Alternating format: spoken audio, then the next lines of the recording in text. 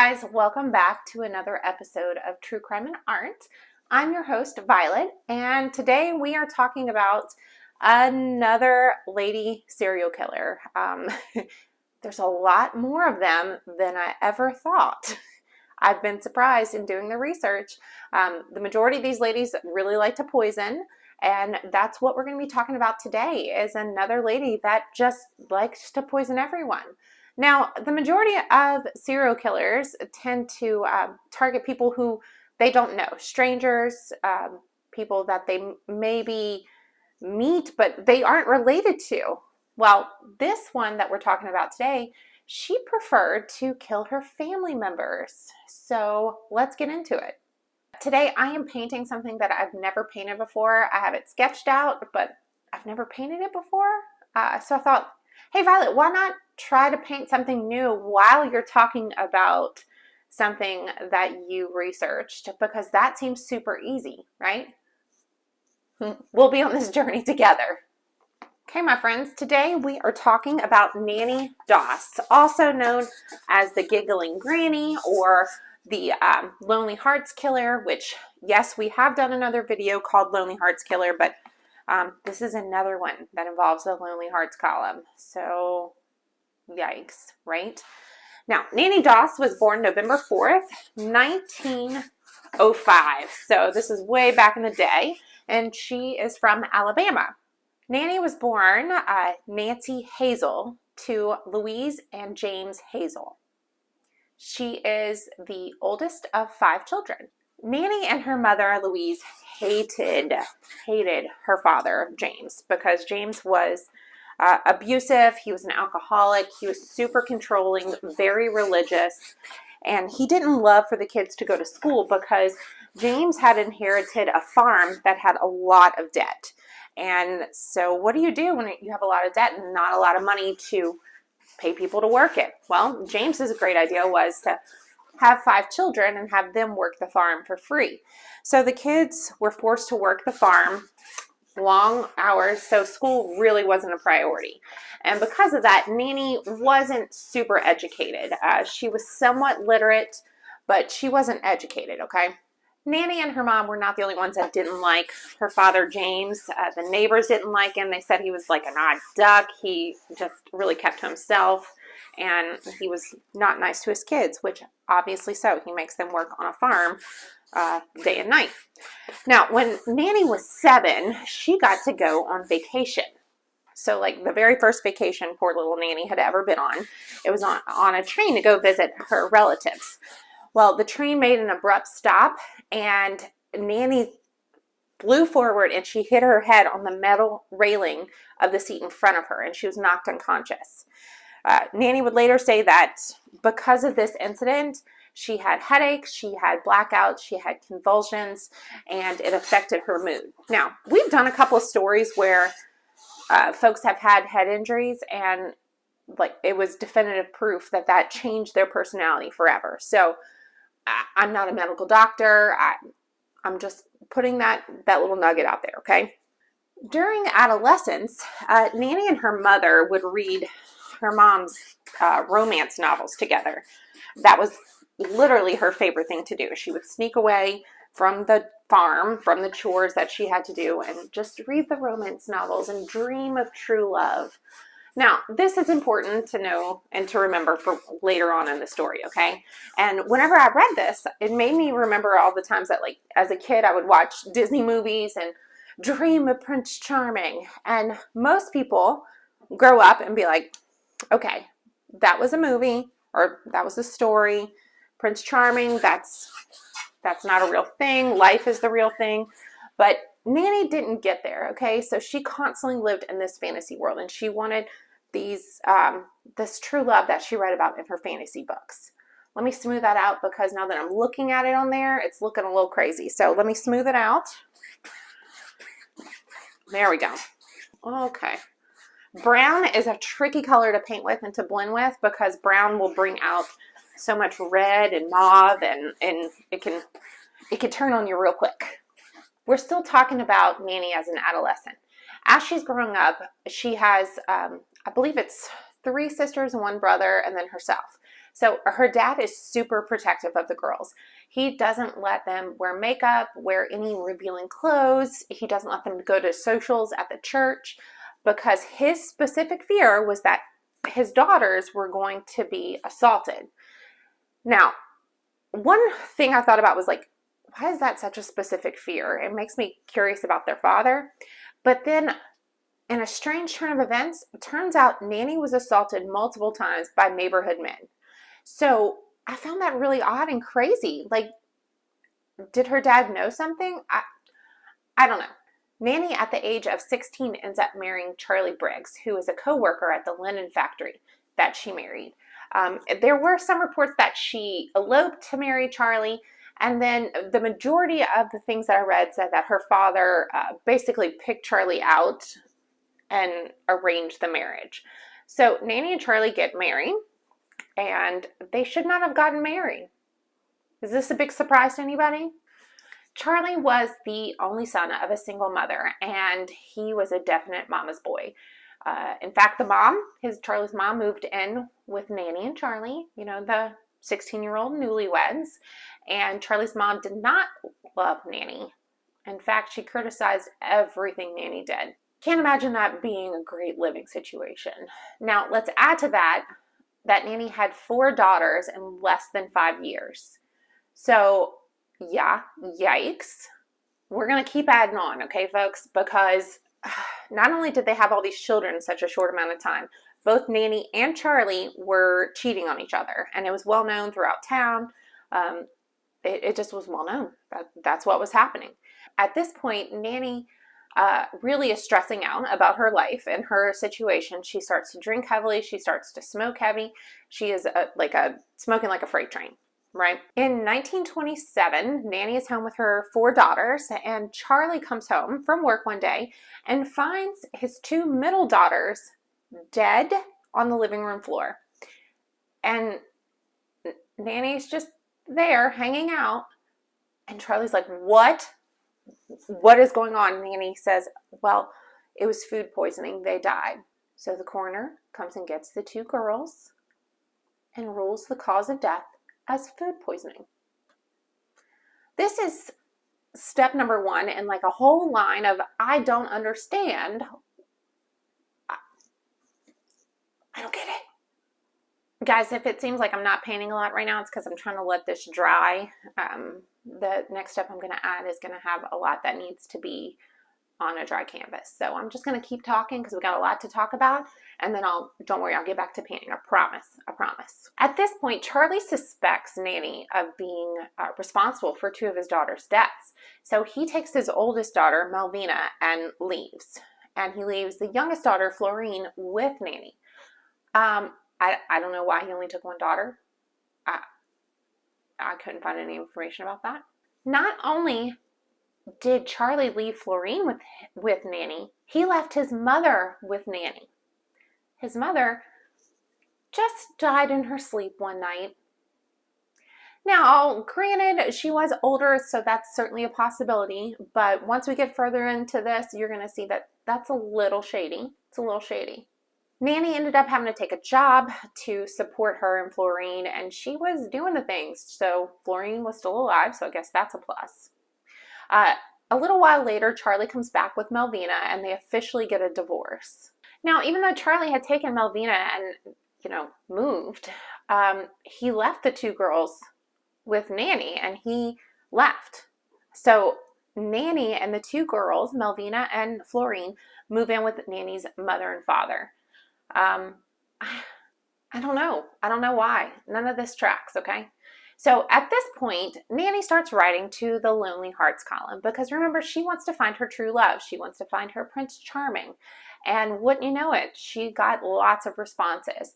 And she met and married 24-year-old Robert Franklin Harrelson, within days of meeting him, okay? Nannie and her 2 girls moved to Jacksonville whenever she married Robert.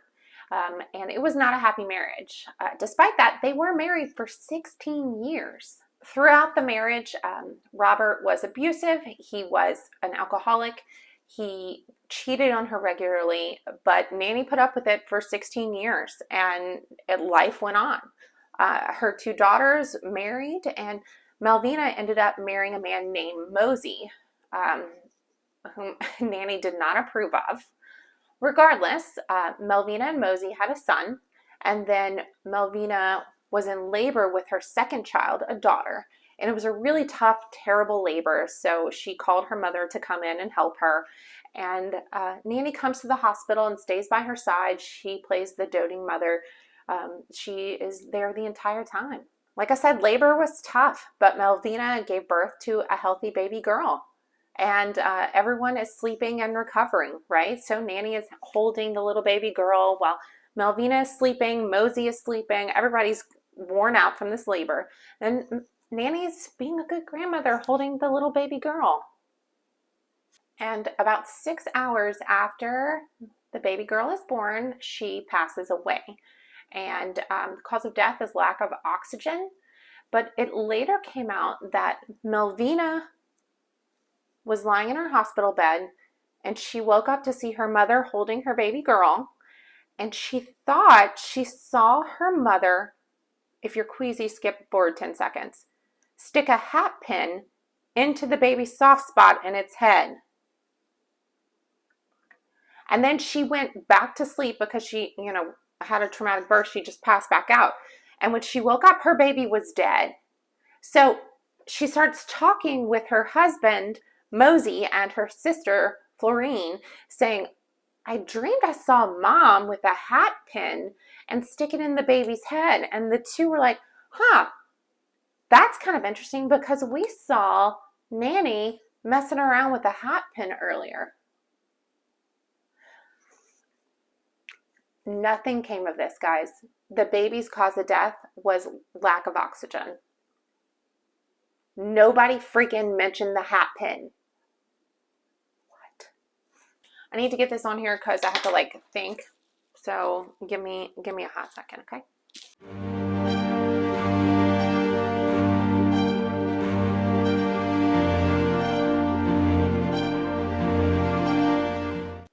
All right. I know it looks crazy. Okay, guys, so after the death of their daughter, Melvina and Mosey start fighting and they separate. And Melvina goes on a date and asks her mother to babysit her 2-year-old son, Robert. Babysit her 2-year-old son, Robert. He died. His cause of death was asphyxia unknown. And Nannie would later say, I guess he got a hold of some rat poisoning. I got nothing. Now, Nannie, to her credit, did seem devastated about Robert dying, especially on her watch. During the funeral, she was wailing and moaning, and she even passed out. She seemed heartbroken. 2 months after Robert died, Nannie collected $500 of a life insurance policy she had taken out on him, and that certainly helped to heal her pain. So life would go on. Melvina has now lost 2 of her grandchildren. She's still married to Frank, and one day Frank comes home. Okay, so he was at the bar celebrating with his friends. It's kind of unclear why. He comes home and he is drunk as a skunk, and he assaults Nannie, to which Nannie plans her next move. And the next day when she's working in the garden, she finds Frank's hidden corn whiskey, flask, I guess, and she put rat poisoning in it, and he died painfully over the next 6 hours. He died that night in extreme pain, and Nannie didn't do a thing about it. Now, I'm not saying kill anybody, but I feel like this is the only one that she did out of revenge. I don't know. So if there's anything we know about your girl Nannie, she is not going to be single for long. She starts to write to the Lonely Hearts Club again, and she meets husband number 3, Arlie, through the through the Lonely Hearts column. She meets him and marries him 2 days after meeting him. This girl, she works quick, doesn't she? Now, again, Arlie's just like her other husbands. He is a drunk and a womanizer. This time, she is the one that would like leave the house and disappear for months at a time, telling people she was visiting family. Nobody really knows where she was going. Now, in this life that she built with Arlie, the community loved Nannie because she came across as a doting wife, a wonderful woman, church regularly, and everybody felt bad for her because they knew Arlie was a cheat and a womanizer. So the community loved her. And so when Arlie died of heart failure, the community rallied around her. And, you know, poor Nannie, oh, let's make her food, let's take care of her. And she just ate it up, loved it. Well, Arlie died, leaving his home and belongings to his sister. About 2 months after Arlie's funeral, the house mysteriously burned down, and Nannie was able to collect the insurance money. I don't know why, if the house was left to his sister, Nannie collected the insurance money, but that's what it was. Not too long after she collected the insurance money, Arlie's mother, that Nannie was taking care of, also died of old age. I can't even keep count of these folks anymore. I'm laughing because it's not okay. So to recap, her house burnt down April 21st. Then her mother-in-law died. So Nannie went to go live with her younger sister, Dovey, who was ill. And June 30th, Dovey died in her sleep. So, okay, let's pretend for a second Nannie's not doing anything to these people. At like the very least, her presence is just the angel of death. Am I right? Nannie met husband number 4 through a dating service. In 1952, she married Richard Morton. Now, Richard, she's straying a little bit because Richard isn't a drunk, but he certainly is a cheat. And as we know, Nannie is not having any of that. So she plans to kill him. She's not putting up with that nonsense. But before she can complete her plans, her father passes away. So Nannie's mother, Louise, comes to live with her. Now, she got married in 1952. Her mother comes to live with her in January of 1953. And within a couple of days of staying at Nannie's, she starts to have stomach pains, and Nannie's mother, Louise, dies, right? Got to get that corset right. All right, so Nannie's mom dies in January 1953. Well, May 1953, Richard Morton starts having stomach pains for a couple days, and he dies. Guys, at this point, nobody suspects a thing. Like, not a single freaking thing. Third husband, is it third? No, fourth husband. Fourth husband died May 1953. June 1953, Nannie marries her fifth husband, Samuel Doss. Now, Samuel is a little bit different. He's a lot different than her other husbands. He is a minister that is a widower. Okay, he lost his family in some tornadoes, and he was looking for romance, but he also wanted a nice woman, you know, to cook and clean and take care of him. He didn't drink, he didn't smoke, he certainly didn't cheat on Nannie, but he was very conservative and very frugal, and Nannie was not. So poor Samuel drove Nannie crazy. He also didn't approve of her reading romance novels because it wasn't the Bible or a nonfiction.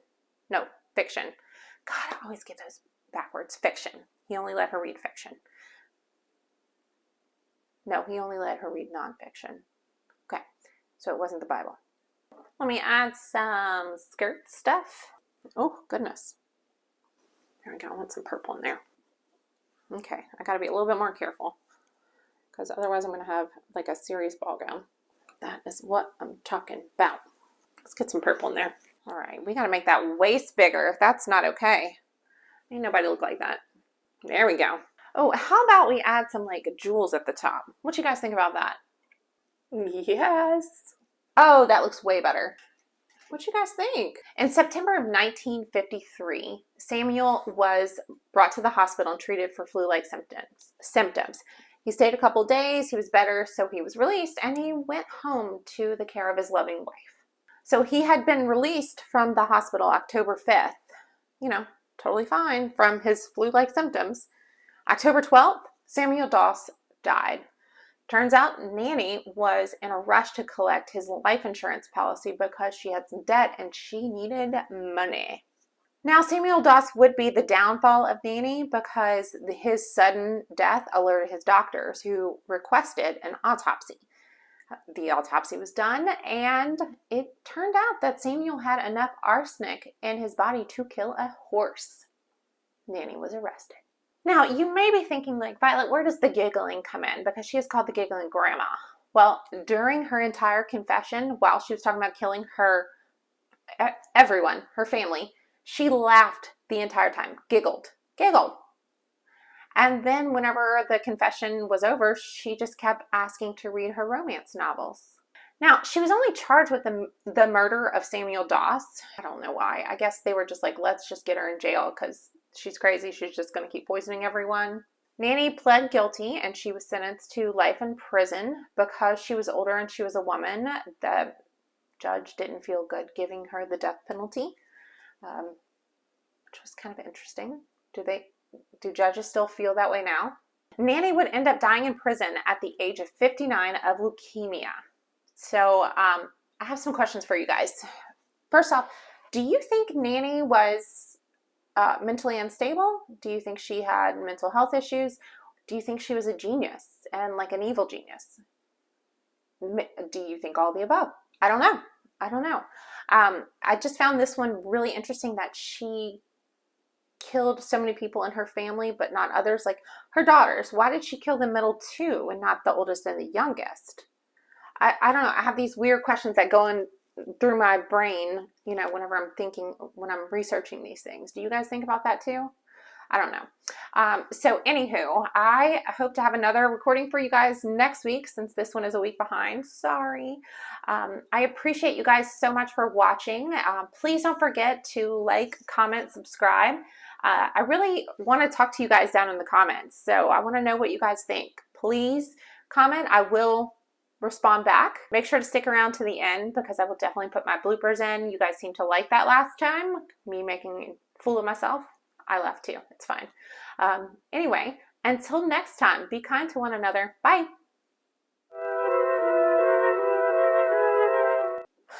I need more paint. Now, we're still talking about I